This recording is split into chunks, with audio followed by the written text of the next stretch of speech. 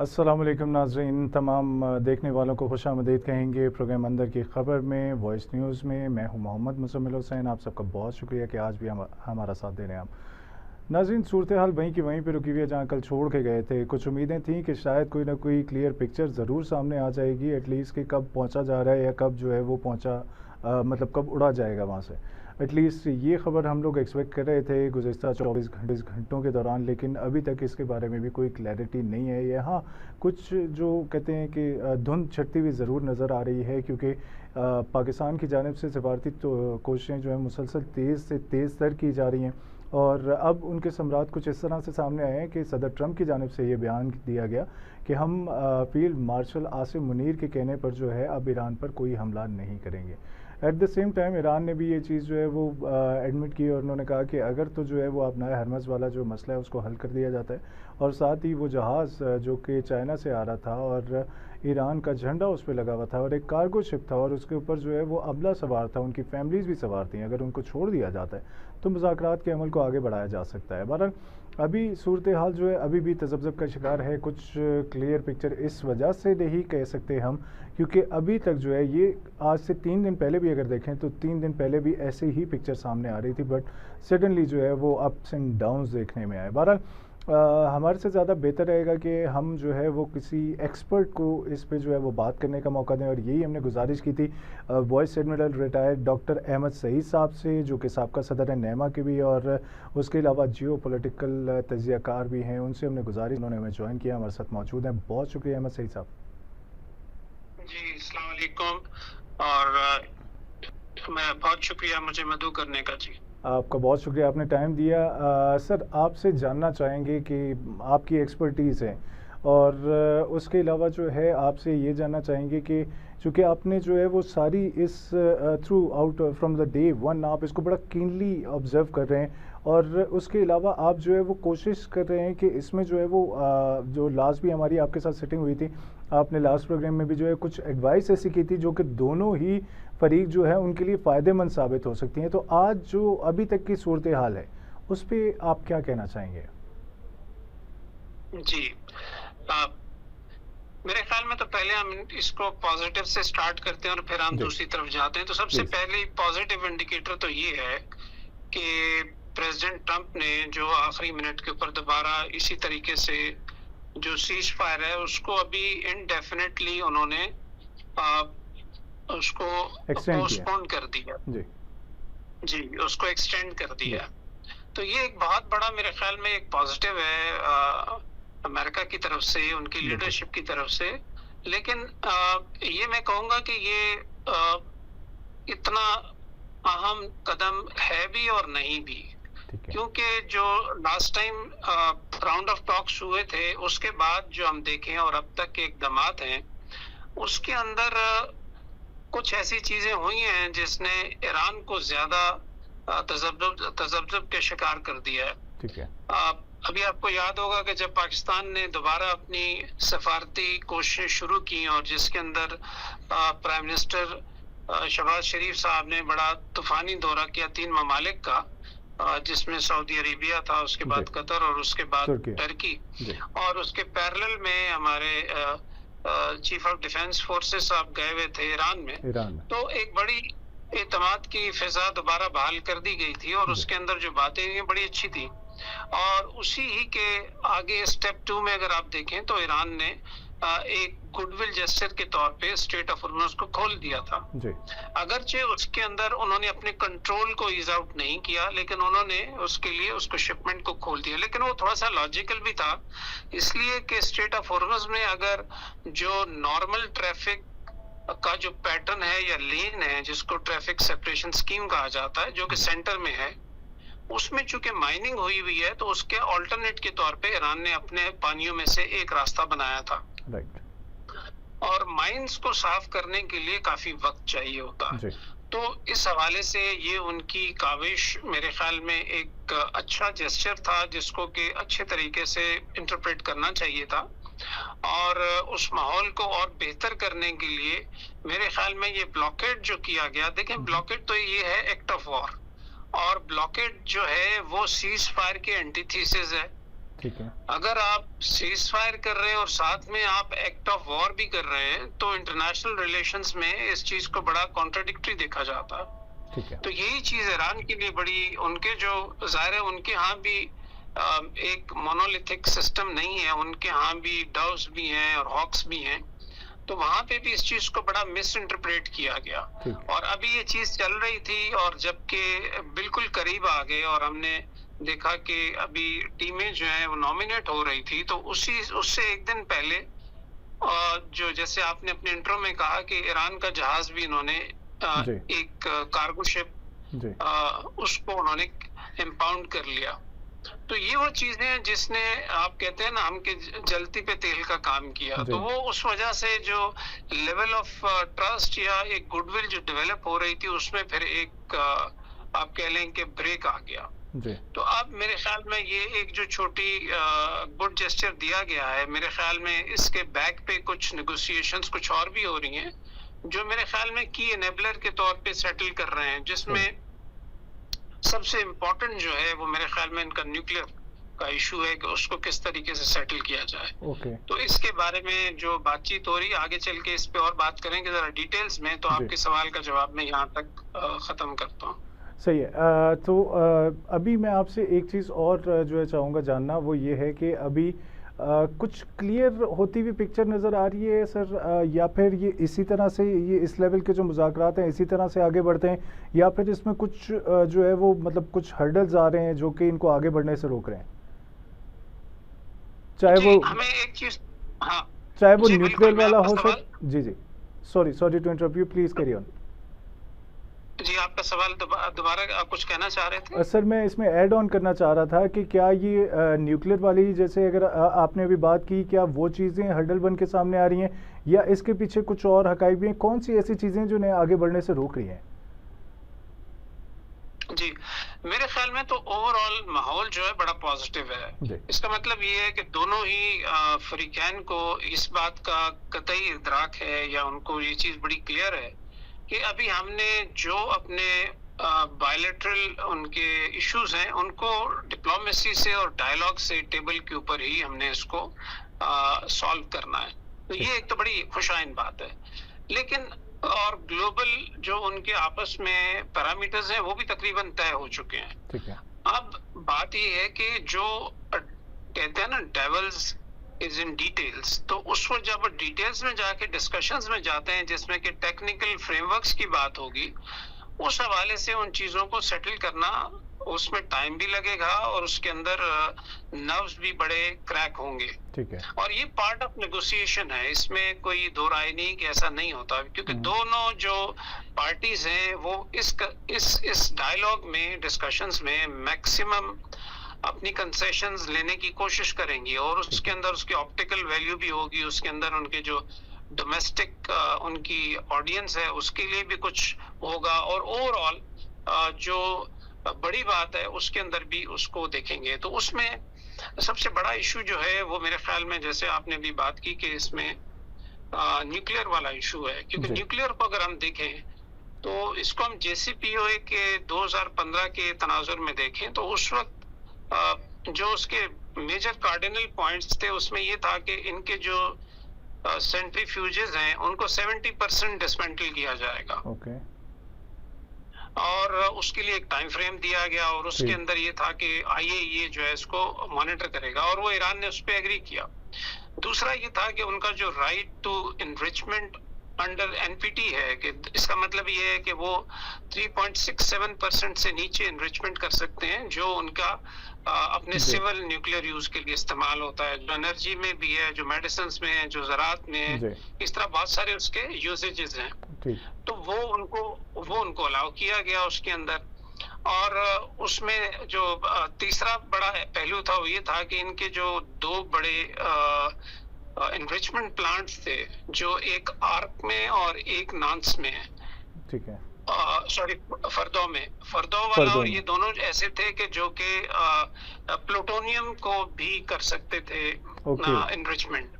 तो उसके ऊपर ये बात हुई थी कि उनको मॉडिफाई करेंगे ताकि वो प्लूटोनियम एनरिचमेंट ना कर सकें। तो ये उसके मेजर मेजर उसके पैरामीटर्स थे सर और उसके सॉरी ऊपर टू अब काम इंटरप्ट यू शुरू हो सर, गया। माजरत चाहूँगा कता कलामी के लिए सर। ये आपने प्लूटोनियम का यहाँ पे जिक्र किया, तो अगर हम देखें तो पिछले कोई 40-50 साल से ईरान पे बहुत सख्त पाबंदियाँ लगी हुई हैं, but at the same time जो रिजल्ट निकल के आ रहे हैं तो एडवांस इतना हो चुका हुआ है ईरान के वो प्लूटोनियम को भी इनरिच करने की जो है वो सलाहियत रखता है सर। तो ये तो अमेरिका के लिए देखिए ये सारा एक जी, लेकिन ये अगर आप देखें जब 2015 में JCPOA हुआ जी तो उसके फौरन बाद 3 साल तक IAEA की जो सुपरविजन रही है उसके तहत कोई भी इनका एक भी ऐसा इंसिडेंट नहीं है जिसमें उन्होंने अपनी जो कमिटमेंट की थी उससे वो हटे हैं उन्होंने अपने आप को निकाला हो। जी लेकिन जब ट्रंप पहली दफा आए 2018 में जी तो उन्होंने आते ही इस चीज को कहा कि जी ये ओबामा साहब ने बहुत बड़ी गलती की है और ये ठीक नहीं है और इस तरह के बहुत सारे इन्होंने, और ये अपनी कैंपेन में भी ये कहते रहे। राइट तो उस हवाले से इन्होंने आके JCPOA को उसको एक साइड पे कर दिया। तो उसका नुकसान ये हुआ कि सारे जब आपने ईरान के साथ वो सारे जितने एग्रीमेंट्स के उनको आपने एन्यूल कर दिया या खत्म कर दिया या ब्रेक कर दिया, तो उसके बाद ईरान जाहिर है उसके पास कोई कंपल्शन नहीं थी। तो ईरान ने उस दौरान में जब दोबारा अब तक उन्होंने फिर अपना ही तकरीबन 435 kg जो है यूरेनियम वो इनरिच कर लिया 60% तक, जबकि वेपन ग्रेड जो होता है वो 90% होता है। ओके तो ईरान ने ऐसा नहीं किया कि उसने अपनी जो कमिटमेंट्स थी उसको ब्रेक किया, बल्कि अमेरिका ने जब अपनी कमिटमेंट ब्रेक की तो फिर ईरान ने जाहिर बात है उसकी इनरिचमेंट्स बढ़ा ली। जी तो अब जो मेरे ख्याल में इस पे जो अभी बातचीत हो रही है, जब जैसे ट्रंप ने कहा, प्रेसिडेंट ट्रंप ने कहा कि ये बड़ी हिस्टोरिकल डील होगी और इसमें जो है न्यूक्लियर स्पेशली इसके ऊपर हम इंश्योर करेंगे कि ईरान के पास वेपन ना हो और वो JCPOA प्लस होगा। तो उसमें अब जैसे मैंने आपको बड़ी डिटेल में JCPOA की डिटेल्स बताई, तो अब मेरे ज़हन में तो ये आता है कि अब वो total dismantling of their infrastructure जो है उसकी बात कर रहे हैं कि ईरान के पास सेंट्रीफ्यूजेस नहीं होंगे। ओके जबकि NPT सिग्नेटरी हैं तो ये कह रहे हैं कि नहीं ये हमारा हक है, हम सेंट्रीफ्यूजेस रखेंगे। और सर फिर उन्होंने कोई रूल्स भी और कमिटमेंट भी वायलेट नहीं किए हैं, तो फिर ये तो उनका राइट बनता है कि वो इसे कंटिन्यू कर सकते हैं। जी बिल्कुल बिल्कुल एग्जैक्टली ये उनका राइट बनता है।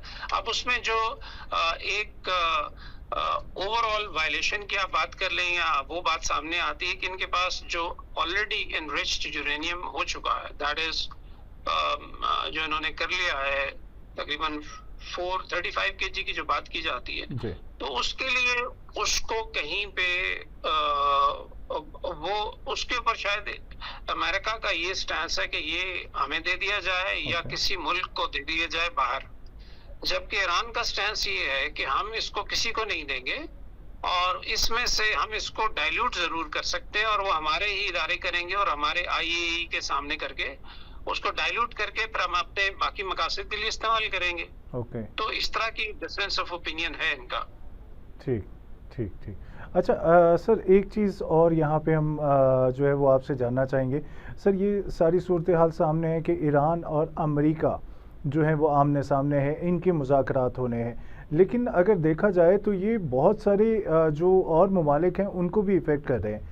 तो क्या समझते हैं कि क्या उन जो लाइक यूरोपीय कंट्रीज़ हैं या मिडल ईस्टर्न कंट्रीज़ हैं, ठीक है, और फिर अभी अगर हम थोड़ा सा फोकस करें तो UAE के ऊपर ये सिचुएशन आ गई है कि वो USA से जो है वो डॉलर्स के हवाले से कुछ मुज़ाकरात वगैरह भी उनके चल रहे हैं कि ताकि डॉलर की कमी ना हो उनके पास। तो अब आप क्या समझ रहे हैं कि अगर इसी तरह से ये पेंडिंग पे जाते रहे तो आने वाले दिनों में क्या क्या इफ़ेक्ट्स इसके जो है वो सामने आ सकते हैं ग्लोबली? जी अभी मैं UN CTAD की रिपोर्ट पढ़ रहा था जो कि अभी 2026 की है, उसमें जो चीजें दी गई हैं वो है 38% क्रूड ऑयल यहाँ से आ रहा है, 29% LPG है, LNG है, 19% रिफाइंड ऑयल है और तकरीबन 13% इसमें केमिकल्स हैं। सही है। तो ये सारी चीज का इंडिकेटर है कि ओवरऑल अगर हम देखें तो ये दुनिया का 25% ऑयल इसके थ्रू ट्रेड हो रहा है। ठीक तो है। सबसे बड़ा जो मैं समझता हूँ इसमें जिन मुल्कों की इसमें स्टेक्स हैं, वो जाहिर बात है गल्फ के कंट्रीज हैं, बिकॉज उनकी इन टोटलिटी ये इंपोर्ट एक्सपोर्ट बंद होने की वजह से, स्टेट ऑफ हॉर्मुज बंद होने की वजह से उनकी लाइवलीहुड पे बहुत इफेक्ट पड़ा जी। इसके अलावा चूंकि ईरान की तरफ से इन रिटेलिएशन उन्होंने जो कि पहले ही डिक्लेयर किया था कि अगर आप हमारे किसी भी चीज को टारगेट करेंगे तो इन रिटेलिएशन पर हम उस फैसिलिटी को उस मुल्क में टारगेट करेंगे जो कि गल्फ के अंदर है। ओके। तो उस काफी ज्यादा इंफ्रास्ट्रक्चर जो है वो डिस्ट्रक्शन हुई है। सही है। तो मेरे ख्याल में तो, और इसके साथ साथ चूंकि यहाँ से चाइना का भी तकरीबन 40% ऑयल जाता है जी। तो चाइना भी इसमें काफी हिट हुआ। इसके अलावा बाकी जो 80% ऑफ ऑयल का यूजेज है वो सारा एशियन कंट्रीज में, इसमें पाकिस्तान भी बहुत बड़ा इसमें एक स्टेक होल्डर है। इसके अलावा इंडिया है नीचे, इसमें जापान भी आता है, इसमें आसियान के कंट्रीज हैं। तो उस हवाले से इन तमाम के स्टेक्स इसमें आते हैं। तो ग्लोबली इसी वजह से कोई भी कंट्री इस चीज को प्रोलॉन्ग करने के फेवर में नहीं है। जी ठीक। तो यही वजह है कि इस वक्त आप देखें कल जो एक मीटिंग हुई है यूके की और फ्रांस ने काफी मुल्कों को लीड किया है, वो इस वजह से हुई है कि स्टेट ऑफ हॉर्मुज चूंकि एक इंटरनेशनल स्टेट है और उसको इंटरनेशनल लॉ के तहत उसको खुला होना चाहिए न्यूट्रल्स के लिए। जी ठीक है। तो उसके लिए फिर एक मैकेनिज्म डेवलप कर रहे हैं जो कि दोनों ममालिक को, दोनों के अलावा मैं तो समझता हूँ उसमें जो और भी स्टेक होल्डर्स के बाकी कंट्रीज हैं, जी बिल्कुल गल्फ के कंट्रीज हैं, उनका भी इसमें स्टेक है। तो ये एक ऐसा एक निजाम लेके आएंगे जो इन सबको काबिल कबूल हो। और उसमें सबसे ज्यादा मैं समझता हूँ ईरान की सॉवरेनिटी का बहुत बड़ा इशू है, सेफ्टी का बहुत बड़ा इशू है।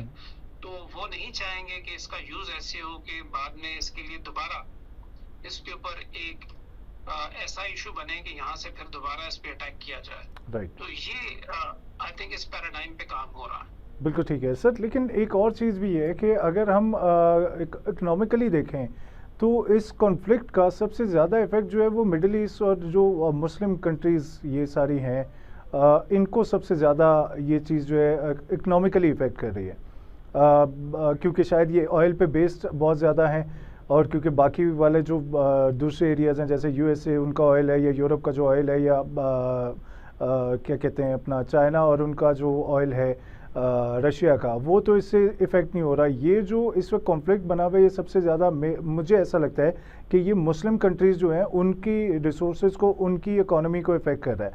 But at the same time अगर हम गौर करें तो स्ट्रेट ऑफ हॉर्मुज हो गया, रेड सी में बाबुल मंदूब हो गया, उसके अलावा स्ट्रेट ऑफ मलक्का हो गया या सुइस कनाल हो गया, ये सारे मुसलमानों के पास हैं। इवन देन इफ़ेक्ट भी सबसे ज़्यादा मुसलमान हुए में।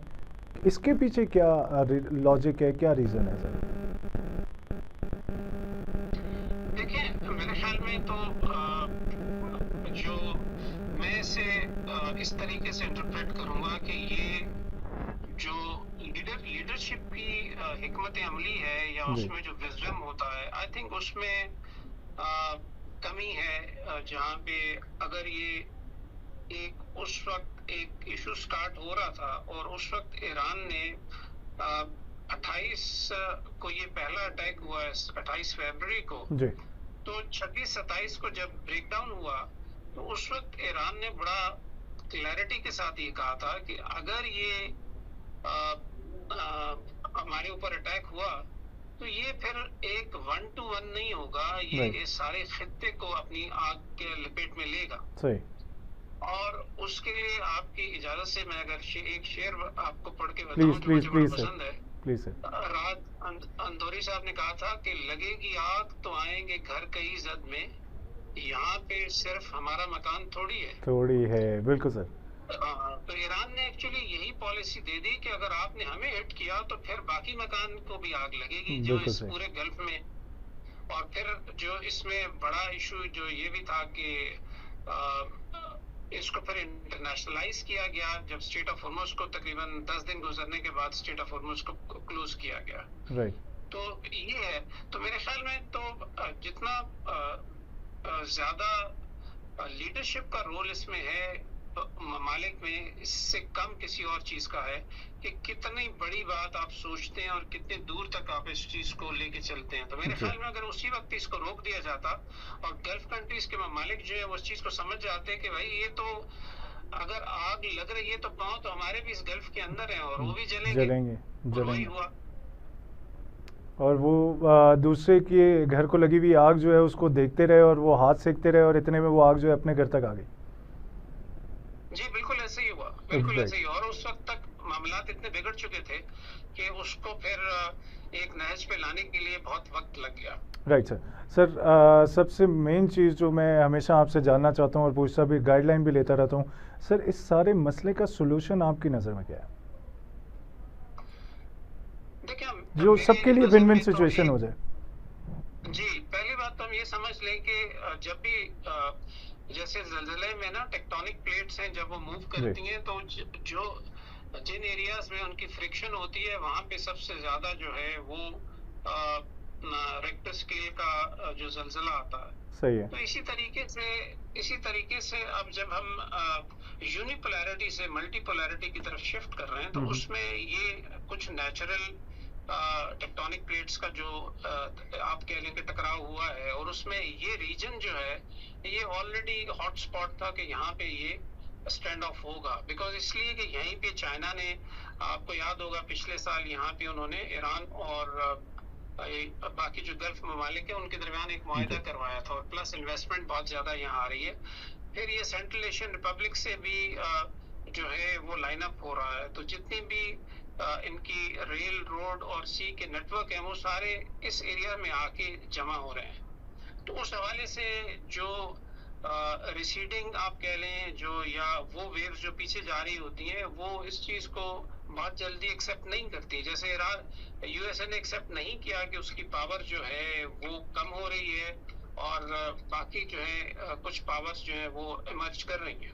ठीक है। तो उस हवाले से एक नेचुरल है। लेकिन अब ये जरूर है कि मैं इसे कहता हूँ ये कि वाटरशेड मोमेंट है हिस्ट्री का, ओके कि पहली दफा एक ग्लोबल, पहली बात तो ये है कि पहले जो ग्लोबल पावर्स हैं या सुपर पावर्स हैं, जब वो उनका फॉल हुआ तो वो नॉर्मली एक ग्लोबल वॉर के तौर पे हुआ। ओके लेकिन ये चूंकि पहली दफा इसलिए है कि यहाँ पे टेक्नोलॉजी बहुत एडवांस्ड है, प्लस इसमें एक न्यूक्लियर एलिमेंट आ गया है, तो इस वजह से इसमें जो फॉल है वो प्रॉक्सीज के थ्रू और प्लस लिमिटेड वॉर में ही होगा, जैसे कि अभी हो रहा है।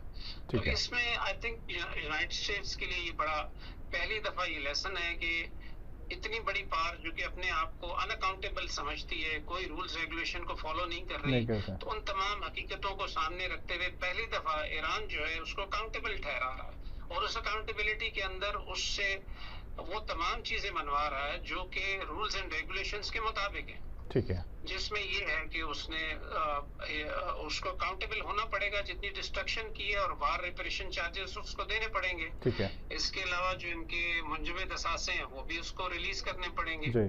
तो ये वो सारी चीजें जो कि आगे चल के इसी तरीके से जब ओपन होंगी तो ये मेरे ख्याल में एक मल्टीपोलैरिटी की तरफ एक बैलेंसिंग इक्वेशन डेवलप हो जाएगी। Right, but at the same time sir ये तो अभी जो है अमेरिकन जो फाइनेंस डिवीजन है वो कह रहे हैं कि हम कोशिश कर रहे हैं कि ईरान को जो है वो नेक टू टो जो है वो किसी भी तरह से जो है वो किया जाए, घुटनों पे लाया जाए ताकि उसकी इकोनॉमी को, और इस वजह से हम ये इकदाम कर रहे हैं और हम इसी वजह से उनके जो है वो ट्रेड रूट्स को नहीं खोल रहे हैं ताकि ईरान जो है वो घुटनों पे आ जाए। लेकिन अगर गौर किया जाए तो ईरान तो जो है वो पिछले 40-50 साल से इस तरह की सिचुएशन देख रहा है और वो बड़ा अच्छा सर्वाइव कर रहा है।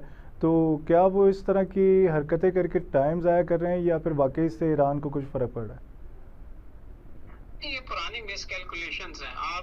मैं यही अर्ज कर रहा हूँ कि जो अमेरिका की लीडरशिप है वो 2020 के उसमें मिलेनिया में रह रहे हैं, जबकि ये वॉर जो है 2021 के उसमें आई है। ठीक है। तो यानी 21वीं सदी के अंदर है। तो उस हवाले से ये बात कहना कि ईरान जो है सिर्फ अमेरिकन जो है जो सप्लाई लाइंस हैं या उसका जो फंडिंग है उस पर जी रहा है, तो ऐसी नहीं है। इसलिए कि पीछे बैक पे तो आप देखें कि ईरान के साथ बहुत सारे मुल्क जुड़ते हैं, कैस्पियन सी भी जुड़ता है, पीछे रशिया है, उसके चाइना है, चाइना ने तकरीबन 120 प्लस की बिलियन की डील इसके साथ की। तो वो सारी चीजें तो अपनी जगह है। तो सो चोकिंग इफेक्ट ईरान के ऊपर तो है ही नहीं मेरे पॉइंट ऑफ व्यू से। इसी वजह से ये मिसकैलकुलेशन है ईरान की कि शायद हमारी वजह से ईरान इकोनॉमिकली बेंड डाउन कर जाएगा और घुटनों पे बैठ जाएगा, ऐसा बिल्कुल नहीं होगा। सही। मैं सर यहाँ पे चाहूँगा, आपने एक और मैंने आपका तजिया पढ़ा था जिसमें आपने ईरान की हिस्ट्री जो कि कुछ 5-1 हज़ार साल पुरानी है और यूएसए की हिस्ट्री उसको भी जो है वो बड़ा ज़बरदस्त तरीके से डिस्क्राइब किया हुआ था। मैं चाहूँगा कि वो हमारे नाजरीन के लिए भी अगर आप यहाँ पे मेंशन कर दें तो उनके नॉलेज में भी इजाफा हो जाएगा। जी, ये मेरी अपनी एक रीड है और अपनी एक कैलकुलेशन है, और मैं इन ममालिक में जा भी चुका हूँ जहाँ और मुझे वो बहुत पसंद है सर, वो मुझे बहुत पसंद है पर्सनली सर। जी जी, तो मैं इन सारे ममालिक में एक चीज कॉमन देखी है, वो ये है कि इनके अंदर अपनी सिविलाइजेशन का एक प्राइड है, एक गुरूर है, और साथ ही साथ उनके अंदर एक सिविलाइजेशन की उनकी एक विजडम है, और जो कि मैं कहता हूँ कि एक जेनेटिक म्यूटेशन के through one after the other ये डेवलप होती है। तो जो उनके 5,000 साल पुरानी एक विजडम है जिसके तहत वो चल रहे हैं। इसीलिए अगर आप देखें तो ईरान के फैसलों में जर्क नहीं है, ईरान के फैसलों में तहम्मुल है, कंसिस्टेंसी है, और वो इंटरकनेक्टेड है पिछले से आगे की जो बात करते हैं। इसके मुताबिक इसको अगर हम जिक्स्टापोज करते हैं या इसको हम उसके मुकाबिल करते हैं अमेरिका के, तो अमेरिका में तो 250 साल से ज्यादा इससे ज्यादा है नहीं उनकी हिस्ट्री, और उसमें भी जो इनकी डेमोक्रेसी और एक साइक्लिक प्रोसेस चल रहा है उसके अंदर कंसिस्टेंसी नहीं है उनके पास। इसी वजह से जो फैसले हैं और जो उनके अभी एक जो चीजें आ रही हैं सामने, वो सब की सब इंटरकनेक्टेड नहीं है, जर्की है, और उसमें किसी एक चीज को सामने रख के बात करना बड़ा मुश्किल हो रहा है, क्योंकि जब दो कौमें आपस में बैठती हैं तो जो एक बाहमी इत्तेफाक और इत्तेमाद जो होता है वो दोनों की गुफ्तगू से आना चाहिए और फिर उसको एक्शंस में ट्रांसलेट करना चाहिए। लेकिन अगर टेबल पे बात कुछ और हो और बाहर आके कुछ और बात कर दी जाए तो उससे ये अदम एतमादी बढ़ती है। तो ये मेरा था उसमें इस्तदलाल के ये जो सिविलाइजेशनल जो स्ट्रेंथ है वो that is on the Iran side, और वो नजर भी आ रही है। बिल्कुल सही। वो सर वो इसी पे एक वो याद आ गया शेर मुझे भी कि अपने मरकज से अगर दूर निकल जाओगे खाक हो जाओगे, अफसानों में ढल जाओगे, अफसानों में ढल जाओगे। ये दोनों के लिए यहाँ पे सेट बैठता है सर, और ईरान इसको फॉलो भी कर रहा है मेरे ख्याल में। सही है सर, बहुत शुक्रिया। ठीक है सर, बहुत शुक्रिया आपके कीमती वक्त के लिए। Vice admiral retired doctor Ahmad Saeed sahab, आपका बहुत शुक्रिया, आपने हमें ज्वाइन किया।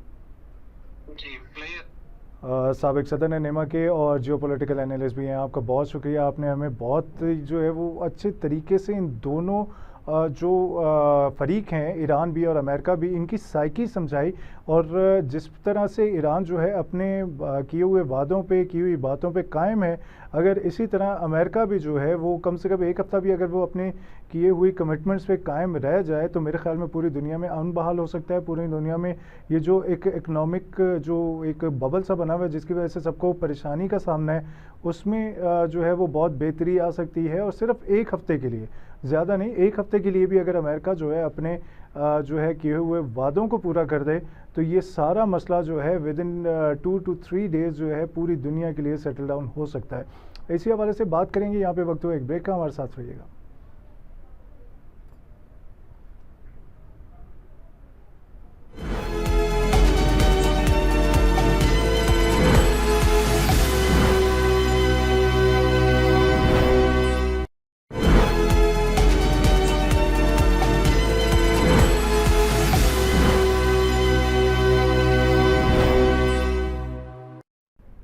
ब्रेक के बाद खुश आमदीद नाजरीन। बात चल रही है मौजूदा सूरत हाल की, ईरान और अमेरिका के मौजूदा तनाज़े के हवाले से क्या होने जा रहा है, क्या बात चल रही है। इसी को हम जानने की कोशिश कर रहे हैं। हमारे साथ जो है वो तजिया निगार हमें ज्वाइन कर रहे हैं और हमें बता रहे हैं कि मौजूदा सूरत हाल में दोनों ममालिक की जानिब से अंदर की ख़बरें क्या हैं।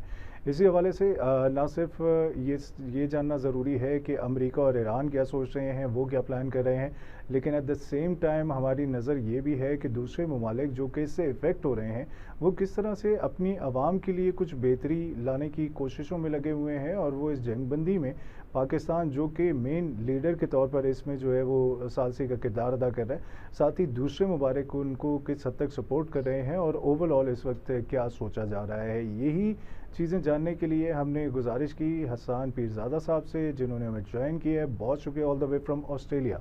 Thank you Hasan for your time. Hasan, सूरत हाल आपके सामने है, अप एंड डाउन आ रहे हैं। कभी पता चलता है कि जी ईरान का वक्त भी आ रहा है, कभी अमेरिका का वक्त भी आ रहा है, और कभी जो है वो दोनों जानिब से जो है वो ब्रेक आ जाती है। आप क्या देख रहे हैं, आपको क्या होता हुआ नज़र आ रहा है? आई थिंक सो जो एफर्ट्स पुट की गई थी पाकिस्तानी गवर्नमेंट की तरफ से, being as a lead mediator and the only mediator as the Iranian say, तो उस लिहाज से काफी चीजें जो है वो आयरन आउट हो चुकी थी फील्ड मार्शल के लास्ट ईरानियन विजिट के साथ। आई थिंक सो लास्ट एंड के ऊपर जो है वो some other things come in play जो एग्रीमेंट के अंदर जो है वो अटैच की गई हैं, जिसकी वजह से आई थिंक सो ईरानियंस ने जो है वो थोड़ी सी इस आने में रेजिस्टेंस दिखाई है। नेवल ब्लॉकेड तो बरकरार है, but I think so naval blockade एक ऐसी चीज थी जो कि स्ट्रेटेजिक डीएस्केलेशन जो है वो उसके ऊपर यूएस कर सकता था। ट्रम्प उसके ऊपर जो है वो एक कंसेशन देने को तैयार थे, उसकी वजह से जो इकोनॉमी का जो बूस्ट है वो उनके फेवर में जाता है। तो जो नेवल ब्लॉकेड का जो प्रेशर है वो आई थिंक सो इस स्टोरी की जो मेन की पॉइंट है वो नहीं है। आई थिंक सो जब ये चीजें आगे बढ़ेंगी तो विल कम टू नो कि जो है वो और कौन सी ऐसी चीज दरम्यान में ऐड की गई है जिसकी वजह से ईरानियन ने बिल्कुल लास्ट मिनट के ऊपर जो है वो रेजिस्टेंस शो की है आने से। जो एक और बात देखने से काबिल है वो ये है कि ईरानियन जो लीडरशिप है उसके दरमियान जो एक गैप है, कॉज एक मल्टीफेसेड लीडरशिप है, पॉलिटिकल लीडरशिप की विल नजर आती है कि वो आके पाकिस्तान को एंगेज करें, लेकिन जो मिलिट्री लीडरशिप है, जो आईआरजीसी की लीडरशिप है, उसकी तरफ से जो है वो आपको एक रेजिस्टेंस नजर आती है, कॉज आप उनकी जो ज्यादा उनकी तरफ से न्यूज जो एजेंसीज हैं या जो सोशल मीडिया अकाउंट्स हैं जो आईआरजीसी को ज्यादा रिप्रेजेंट करते हैं, उनकी तरफ से एक छोटा बयानिया जो है वो पाकिस्तान के खिलाफ जो है वो भी किया गया है, which is very damaging I think सो। और उन्होंने जो है वो इसके ऊपर इजहार किया है कि दे वोंट सरेंडर।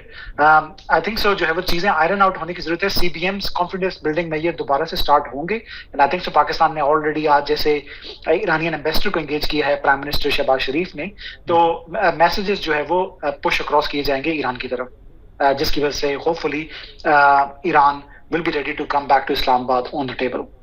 इंशाल्लाह, let's hope for the best. अच्छा हसन, एक चीज़ और भी आपसे जानना चाहेंगे। हम जानना चाहेंगे कि चूँकि आप ऑस्ट्रेलिया में मौजूद हैं, फिर आप all over the world travel करते रहते हैं, देखते रहते हैं, मुख्तलिफ जो डेलीगेट्स हैं उनसे भी मिलते रहते हैं, सहाफ़ियों से भी आपकी मुलाकात होती है। आप इस वक्त आपके पास क्या अपडेट्स हैं कि पूरी दुनिया इस हवाले से क्या सोच रही है? क्योंकि इकनॉमिकल कंडीशन जो है वो अगर हम गौर करें थोड़ा सा, तो ये डिस्टर्ब होना वहाँ से शुरू हुई है, specially for Europe and for other countries, कि जब यूक्रेन और रशिया की जो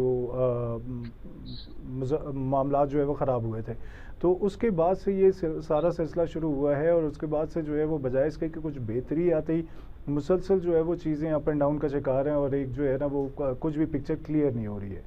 तो अभी क्या होता हुआ देख रहे हैं, और ख़ास तौर पे ये सारे ममालिक जो तरक्की याफ्ता ममालिक हैं, ये अमेरिका को और ईरान को किस तरह से डील करने वाले हैं? आई थिंक सो जो दुनिया के पॉइंट ऑफ व्यू से बात कीजिए तो दुनिया इस जो फर्स्ट सीज फायर हुआ और जब ये जो मीडिएशन टॉक्स हुई उसको बहुत ज्यादा जो है वो प्रमोट किया गया ऑल अक्रॉस जो है वो न्यूज रूम्स के अंदर। Pakistani chief of defence forces field marshal Asim Munir के विजिट को भी बहुत ज्यादा हाईलाइट किया गया एंड हम सब ने देखा कि उनके ऊपर फॉक्स ने स्टोरी की, उनके ऊपर जो है वो डिफरेंट न्यूज चैनल्स ने जो है वो अपनी मेन स्टोरी के अंदर जो है वो इस चीज का जिक्र किया कि जो आसिम मुनीर है उनकी जो है वो कोशिशों से single handedly Iran will be coming on to the table.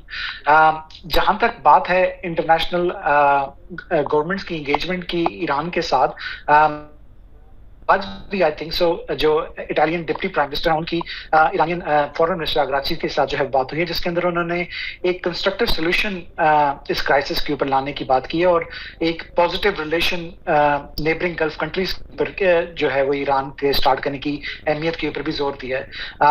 I think सो पूरी दुनिया इस वक्त ये देख रही है कि एक एग्रीमेंट जो है वो बहुत जरूरी है, बिकॉज जो स्टेट ऑफ हॉर्मुज का चोक पॉइंट है वो पूरी दुनिया को अल्टीमेटली जो है वो इफेक्ट कर रहा है। जैसे ही आपने देखा होगा कल भी कि जो न्यूज जब आती है कि the close to ceasefire, तो जो डॉलर ब्रेंट की जो प्राइसेस हैं क्रूड की वो जो है वो इंक्रीज करना शुरू कर देती है और वो जंप करती है $5 से $10 फी बैरल के ऊपर। एंड एज सून एज आप देखते हैं कि ट्रम्प की स्टेटमेंट आती है सीज फायर के ऊपर एंड वो जो है वो अपना एक रिवर्स लगाते हैं, तो हर छोटी न्यूज इकोनॉमी के ऊपर जो है वो इफेक्ट कर रही है इस वक्त। तो पूरी दुनिया का एक जो है they are asking for it is this economic turmoil to be finished। जब तक इकोनॉमिक टर्मोइल फिनिश नहीं होगा तो दुनिया की बहुत सारी गवर्नमेंट्स जो है वो इसके प्रेशर से निकल नहीं सकेंगी। जहां तक आपने जिक्र किया यूक्रेन वाला, यूक्रेन इश्यूज, यूक्रेन का जो अफेयर है विद रशिया, उसके अंदर आई थिंक सो बहुत ज्यादा जरूरत है कि यूएस नेटो के साथ बरकरार रहे। बिकॉज अगर यूएस अपनी, जिस तरह हमने प्रेसिडेंट ट्रम्प की काफी जो है वो स्टेटमेंट सुनी है जिसके अंदर उन्होंने इसकी यूएन द नेटो से निकलने की बातें की हैं, that will badly effect Ukraine को सबसे ज्यादा जो एड है वो जो है वो अमेरिका से मिल रही है। अगर अमेरिका वहां से पुल बैक करता है तो यूक्रेन के लिए बहुत बुरा है और यूरोपियन यूनियन के लिए बहुत बुरा है, बिकॉज जो Russians will be on the doorstep of them. Hasan, अगर इस चीज़ को हम देखें तो ये चीज़ सामने भी आती है कि अमेरिका एक तरफ तो स्पेशली ट्रम्प जो है वो बात कर रहे हैं पीस की, मुसलसल जो है वो कह रहे हैं कि हमने जंगें रुकवाई और ऐसे किया वैसे किया, बट अगर इस पॉइंट ऑफ व्यू, इस पॉइंट को हम मद्देनज़र रखें तो वो तो जंग को सपोर्ट कर रहे थे यूक्रेन में, एंड देन वो वाज़े तौर पर खुल के सामने आ गए कि ये जो ईरान का और इसराइल का मसला था उन्होंने जो है वो ईरान और अमेरिका का मसला बना लिया हुआ है। आई थिंक सो जो द अलाइनमेंट जो रशिया के उस तनाजुर में थी, जब वो आए थे तो उस नीयत से आए थे कि मैं एक दिन के अंदर जो है वो ये वॉर खत्म करा लूंगा, but the statements were very big, लेकिन ऐसा हो नहीं सका। जो रशिया है वो it's a super power, it's a old super power, और लेकिन रशिया जो है वो अब्सॉर्ब कर सकता है जो जितना जो है वो अमेरिका इस वॉर को अब्सॉर्ब कर सकता है। तो रशिया इस वजह से जो है वो इंटैक्ट खड़ा है उस वॉर के अंदर, बिकॉज वो एक राइटली हक समझता है क्रीमिया के इलाके के ऊपर अपना। सो आई थिंक सो रशियंस ने पुट फॉरवर्ड नहीं किया और अमेरिका उनको इंटाइस उस हिसाब से उस एग्रीमेंट में नहीं कर सका जिसके लिए प्रेसिडेंट ट्रम्प मशहूर हैं, आर्ट ऑफ डील्स के लिए। जहां तक बात है ईरान को के ऊपर आने की, जिसको उन्होंने अपना मसला बनाया, आई थिंक सो इसके अंदर बीबी नेतन्याहू ने जाके बहुत अच्छे तरीके से अमेरिकन एडमिनिस्ट्रेशन को, जो ट्रम्प एडमिनिस्ट्रेशन है उसको ये सेल आउट किया है पैकेज कि आपके इन्वॉल्वमेंट के साथ we will be able to topple the regime in Iran. I think so वहां पे मिसकैलकुलेशन ऑफ ट्रम्प एडमिनिस्ट्रेशन हुई है, जिन्होंने ये सोचा कि जब वो जाएंगे तो जो ईरानियन पॉपुलेशन है वो उनके साथ उठ खड़ी होगी और जो है वो इस रिजीम को टॉपल करेगी। आई थिंक सो इसके बाद ईरानियन यूएस को भी एंड इसराइलीज को भी ये बात बहुत अच्छे तरीके से समझ आ गई है, because I am interacting with both in US as well and the Israeli journalist as well doing interviews there। उनको ये चीज समझ आ गई है कि regime change वहां ईरान के ऊपर एक ऑप्शन नहीं है। जो ईरान है वहां पे अगर कभी भी चेंज आएगी तो वो एक नेचुरल ऑर्गेनिक तरीके से आ सकती है, कभी जो बाहर से इन्फ्लिक्टेड जो चेंज है वो नहीं आएगी। तो things are getting very clear for these parties as well.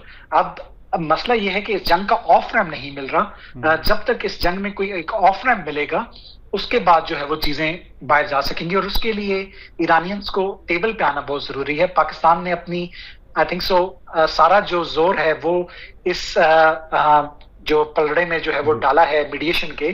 तो I think so Pakistan deserves both these countries to acknowledge that. और मैं यही उम्मीद करूंगा कि अमेरिकन भी इस्लामाबाद आए और ईरानियंस भी इस्लामाबाद आए, और ये चीज जो है वो एटलीस्ट एक एक्सटेंसिव सीज फायर और इंटरिम एग्रीमेंट की तरफ बढ़े, एंड फिर उसके अंदर जो है वो चीजें जो है वो आयरन आउट की जा सकें। कुछ भी आ सकती है जल्दी से, आपका वक्त बहुत कीमती है एहसान, हम समझ सकते हैं, लेकिन हम ये भी जानना चाहेंगे कि अभी आपको क्या नज़र आ रहा है कि जिस तरह अभी आपने भी ये बात की कि बहुत ज़रूरी है कि ये परमानेंटली सीज़ फायर हो जाए, इस पर एग्रीमेंट हो जाए, लेकिन आपको क्या नज़र आ रहा है कि इसमें रुकावट क्या चीज़ बनी हुई है? क्या ये दोनों ही ताकतें जो हैं उनके जो मामलात चल रहे हैं वही मसला है, या इसके पीछे कुछ और भी है?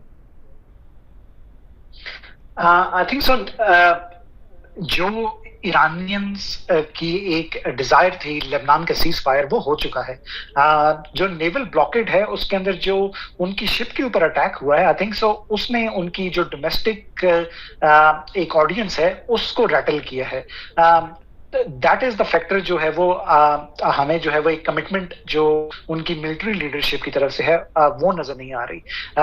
ये भी कहा जा रहा है कि जो फैसले हैं वो उसके लिए मुश्तबा खामनेई की जो है वो इजाजत जरूरी है, एंड उनसे जो राब्ता है वो उसके जो तरीकाकार है वो बहुत स्लो है, जिसके अंदर कोरियर्स के थ्रू बात पहुंचाई जा रही है और कोरियर्स के थ्रू जो है वो जो उनके फैसले को लिया जा रहा है, तो वो भी चीजें कुछ स्लो करने में एक किरदार अदा कर रहा है। अगर हम देखें बाकर कलीबाफ का जो ईरानियन स्टेट टेलीविजन के ऊपर इंटरव्यू था, ऑल तो उन्होंने बहुत ज्यादा जो है वो पोस्टरिंग अपनी डोमेस्टिक ऑडियंस के लिए की, लेकिन उसके अंदर उन्होंने दो चीजें जो मानी कि ईरान का इकोनॉमिकली कितना डैमेज हो रहा है, और दूसरा कि जो अमेरिकन माइट है वो स्टिल उधर बरकरार है। तो उन्होंने ऑडियंस को साथ लेने की कोशिश की। उसके बाद वहां पे जो उनका ईरानियन सोशल मीडिया उसके ऊपर उनके ऊपर बड़ी तनकीद हुई बाकर कलीबाफ के ऊपर, बट आई थिंक सो वहां पे जो है वो एक स्टैंड जो है वो इस पूरी डेलीगेशन जो आया था उसमें बाकर कलीबाफ और अब्बास अगाची को लेना पड़ेगा फॉर देयर डोमेस्टिक ऑडियंस, और अपनी इस डेलीगेशन को इस्लामाबाद लाने के लिए और फैसलों के लिए। आई थिंक सो हमें वेट करना पड़ेगा 24 to 48 आवर्स, जिसके अंदर चीजें जो हैं वो ज्यादा वाज़ेह होकर सामने आएंगी। Right, so we still have to wait for 24 to 48 hours, यानी अगले 2 दिन आम हो सकते हैं। अगले 2 दिन आम हो सकते हैं, जिसके अंदर क्लैरिटी आनी शुरू होगी। जो कॉन्फिडेंस बिल्डिंग मेजर्स पाकिस्तान फिर से ईरान को एंगेज कर रहा है, उनके रिजल्ट हमें नजर आने शुरू हो जाएंगे। ओके, तो अगले 2 दिन काफ़ी आम है। बहुत शुक्रिया हसन पीरजादा साहब, हमें ऑस्ट्रेलिया से आपने ज्वाइन किया और आपने काफ़ी जो है वो अच्छे तरीके से एलैबोरेट कर दिया हमारे तमाम नाजरीन के लिए कि होने वाली जो चीज़ें हैं वो किस हद तक पाकिस्तान के लिए फ़ायदेमंद हो सकती हैं, और पाकिस्तान को कितना सख्त जो है वो मज़ीद मेहनत करने की ज़रूरत है, स्पेशली ऐसे मौके पर जबकि ईरान की तरफ से भी जो है वो तहफ़्फ़ुज़ात का इजहार किया जा रहा है और अमेरिका की तरफ से भी तहफ़्फ़ुज़ात का इजहार किया जा रहा है। बात को बढ़ाएंगे आगे, लेकिन एक ब्रेक के बाद साथ रहिएगा।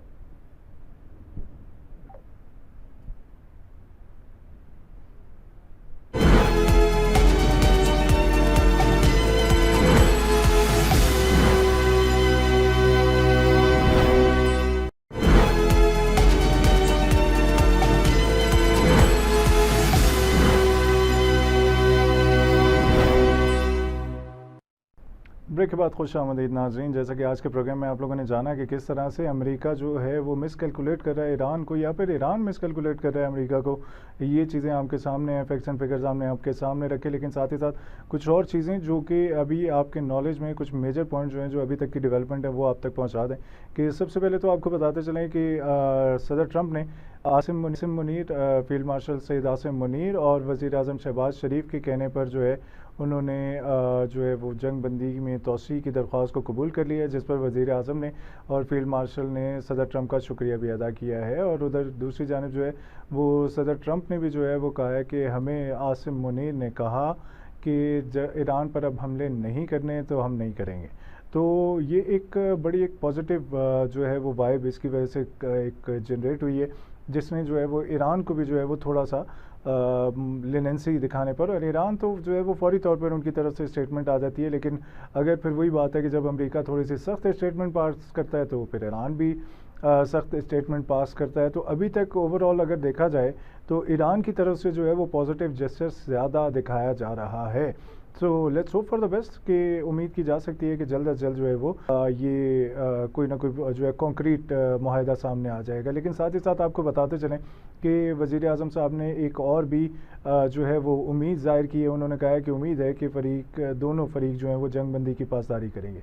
और अभी इस जंग बंदी में सीज़ फायर में एक्सटेंशन आ चुकी हुई है और इसको जो है वो मतलब तकरीबन जो है वो अब ये 1 महीने का ऑल टुगेदर जो है वो हो चुका हुआ है। साथ ही साथ कुछ आपको और भी बताएं कि ट्रंप इंतज़ामिया ने जो है वो कुछ और भी चीज़ें जो हैं वो उनकी तरफ से सामने आई हैं। एक तो जो है वो यूएई के साथ मुज़ाकरात चल रहे हैं, लेकिन साथ ही साथ जो है उन्होंने इराक़ के लिए जो वो डॉलर्स के हवाले से जो उनके कुछ मुआहदे थे उनके हवाले से भी अपडेट सामने आई है। और वो ये है कि ट्रंप इंतज़ामिया ने इराक़ को अमरीकी डॉलर्स की तरसील मुअत्तल कर दी है और इसके उसकी जो इराक़ की फ़ौज है उसके साथ जो सिक्योरिटी के ताउन के प्रोग्राम थे उनको भी जो है वो सील कर दिया है फॉर द टाइम बिंग, उनको भी मुज़म्मित कर दिया। और ट्रंप इंतज़ामिया ने ये कदम जो है वो ईरान के हिमायत याफ्ता मलेशियाओं के दबाव बढ़ाने के लिए किया है। यानी कि उनको लग रहा है कि यहाँ से जो डॉलर जा रहा है वो ईरान के जो हिमायत याफ्ता जो ग्रुप्स हैं उनको इससे फ़ायदा हो रहा है। और साथ ही आपको बताते चलें कि वाइट हाउस की जानिब से ये भी स्टेटमेंट आई कि अमरीकी नायब सदर जेडी वेंस जो हैं, जिनके बारे में ये है कि वही मुज़ाकरात को लेकर आगे बढ़ेंगे और अमरीकी जो वफ़द है उसका जो है उसको उसकी सरबराही करेंगे। तो वो अभी पाकिस्तान नहीं जा रहे। लेकिन साथ ही साथ दूसरी जानिब अमेरिका के डोनाल्ड ट्रंप जो है जो सदर हैं उन्होंने कहा है कि पाकिस्तानी क़यादत ने हमसे कहा है कि ईरान पर हमले ना करें और किसी भी वक्त जो है वो जेडी वेंस का जाना जो है वो करार पा सकता है। So let's hope for the best. मतलब वो हाँ भी नहीं की जा रही तो ना भी नहीं की जा रही, लेकिन उम्मीद ज़रूर दिलाई जा रही है। और इसी उम्मीद के साथ कि अल्लाह करे कि आने वाले 24 घंटे जो हैं वो पूरी दुनिया के लिए कोई अमन का पैगाम लेके आएँ, कोई खुशी का पैगाम लेकर आएँ और पाकिस्तान की जो इतनी अनथक सिफारती कोशिशें हैं वो किसी न किसी जो है अच्छी ख़बर की जो है नवीद लेकर सबके सामने आए। तो आप भी दुआ कीजिए, हम भी दुआ कर रहे हैं। कल तक के लिए इजाज़त दीजिए, अपना ख्याल रखिएगा। अंदर की खबर के साथ मुज़म्मिल चाहेंगे इजाज़त, अल्लाह निगहबान।